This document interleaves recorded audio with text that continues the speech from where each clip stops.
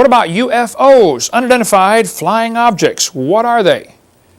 I don't know, and I'm not sure how it ties into creation, but since I get asked that every week, I'll tell you my humble, totally unbiased thoughts on the topic, okay? Stan Deyo has a good book. He lives in Colorado Springs. Stan Deyo's book about the cosmic conspiracy is real good on the topic. He says it's using a little understood form of propulsion called electrogravitic propulsion. And I mentioned this in a seminar years ago, and a guy came to me and he said, Brother Hovind, I work for the government, and how do you know about electrogravitic propulsion? That's top secret. I said, I read a book about it. I'm sorry, you know. That's the book if you want to read it. Still available from millennium-arc.net. So, round airplanes have been made for years. This is the XF-5U, which flew very well but during World War II at the end.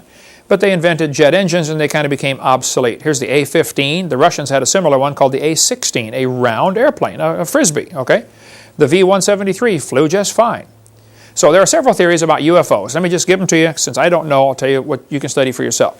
One theory says they're all misidentified. Somebody saw a weather balloon, swamp gas, a mirage, too much vodka, whatever, okay?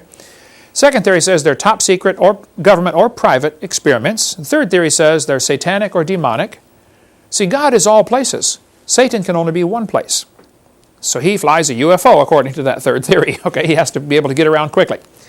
If they travel with electrogravitic propulsion, then there would be no G-force because every molecule is being drawn electrically. So the craft could go from 0 to 5,000 and stop on a dime, and the people inside would not be bouncing around. No G-force. People describe the UFOs as, you know, up, down, right, left, zip, zip, zip, you know, things that would kill a person inside a regular plane. You know, pilots black out with too much G-force. The fourth theory says they're alien life from other planets.